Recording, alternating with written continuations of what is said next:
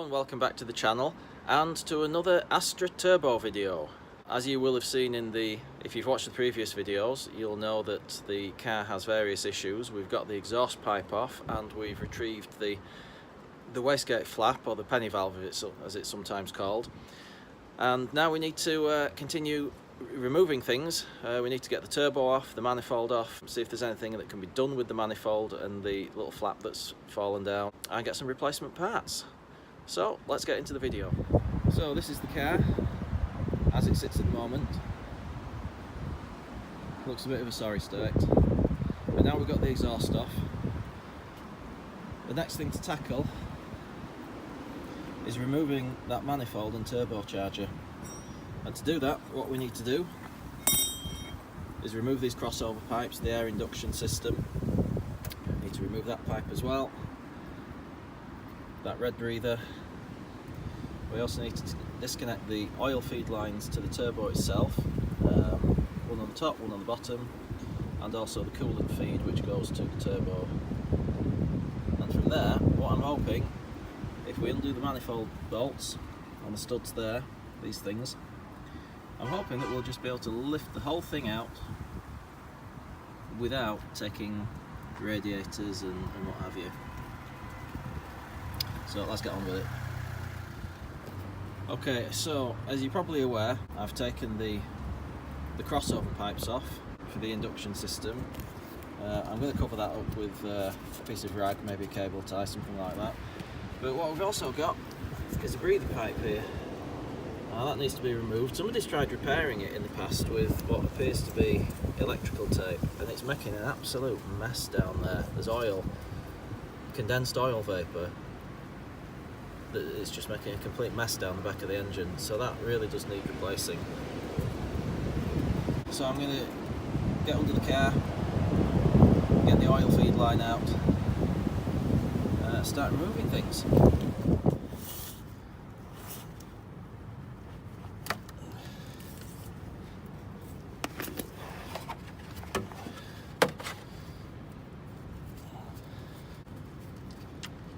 We need to drain the oil because we're going to be disconnecting the oil feed and the oil return pipes from the turbo, and if we don't drain the oil, it's just going to slowly drip out and cause a mess anyway. So we've got to do that.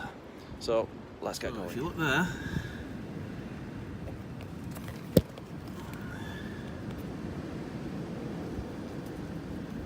that pipe you can see in the middle, the concertina type pipe, that's one of the oil pipes to the turbo. So we're going to undo it at this bottom nut there, and then we're going to start disconnecting other things. Okay, we've got that oil line disconnected there. From the front, just down there, I don't know if you can see that. We've got the coolant feed.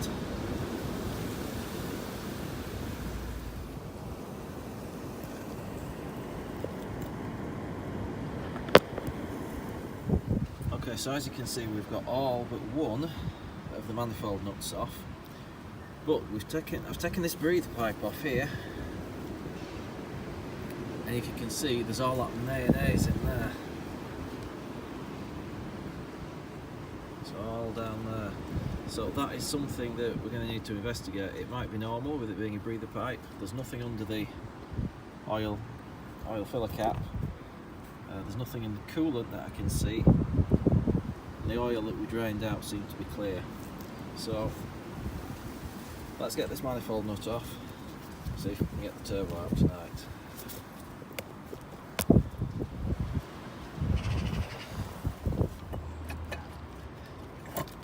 Okay, the thing that's stopping us now is that ridiculously long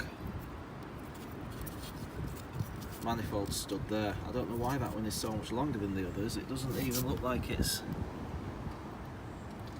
Well, it is the same size. I don't know why it's so long though. That's strange. So I'll have to wind that out somehow. A couple of 13mm lock bolts and take that out. Although I think I'm going to call it a day soon because I'm absolutely freezing. So it was getting really cold there. I was frozen to the bone. So another day, we've got some more daylight. We're going to try and get this manifold and this turbo off the car. First thing to do is wind out the manifold stud, so we'll get on with that now.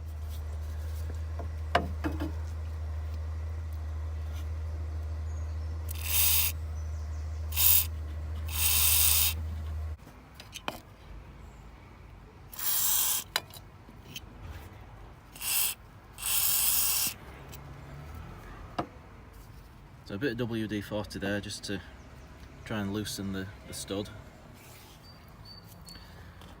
So we're just going to remove this coolant feed pipe here.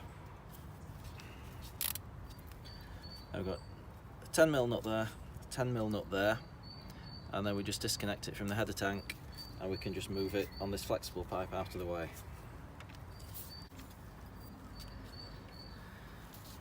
And there's always one.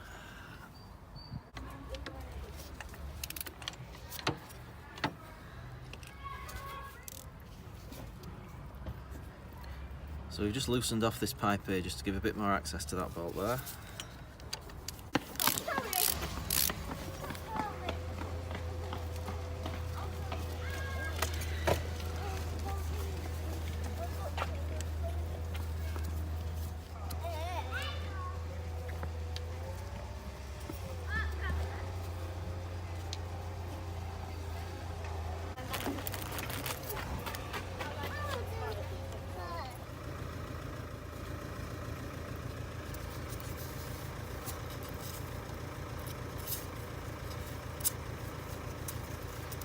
These are M8 nuts.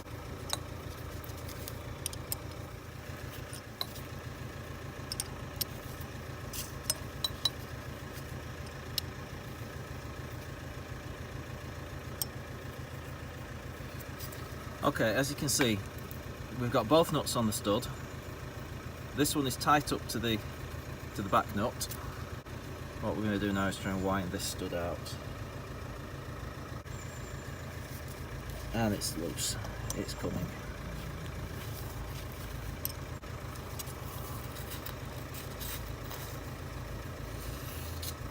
Now this is a completely different stud to the rest of them. It's longer for a start, and I'm not quite sure why. Right, what we're going to do now is get the last nut off, which will release the manifold, and without this in the way, we should be able to lift the turbo and the manifold straight out. So we've just got this one manifold bolt left on, so we're just going to re-loosen that. It's not on tight.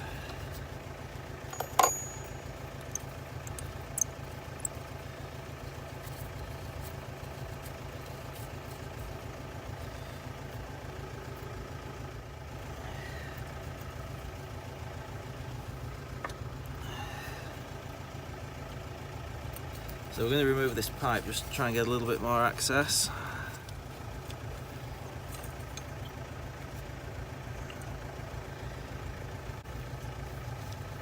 Yeah, pop a rag down there.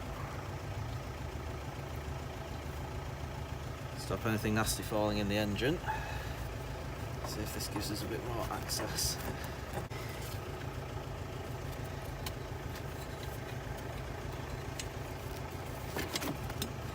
As one.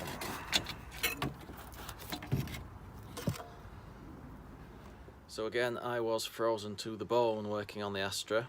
Today is another day, and we're just going to have a quick look at the turbo and the manifold that we removed, look at what problems we've got with it, and talk about what we're going to do from here.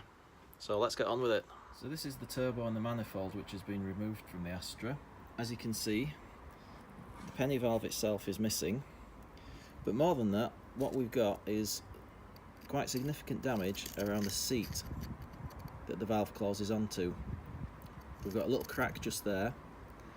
We've got a little piece missing just there. I don't know if you can see that. But all around this section here, it's cracked, it's chipped. It's not going to seal properly, and it's only going to get worse from there. So this manifold, to all intents and purposes, is scrap. It's not worth replacing the penny valve or getting a repair kit. So a new turbo manifold is what we need.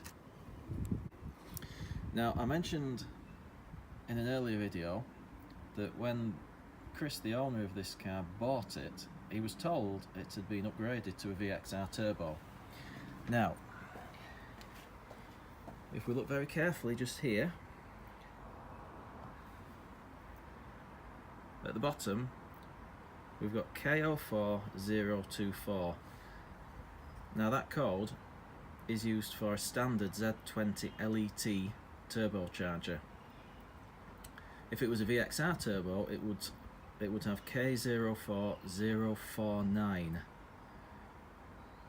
So that tells us that this is a standard Z20 LET turbocharger, and so we're going to be replacing it with a like-for-like unit. So we've got the turbo and the manifold removed from the Astra. We do have a replacement unit on the way. It's a second-hand unit, a turbo and a manifold as a complete unit. We don't necessarily need the turbocharger, but as you can see there is some play in the shaft on the existing turbo. It does spin freely though, so it was working before. There was no untoward noises, no grinding, no screeching.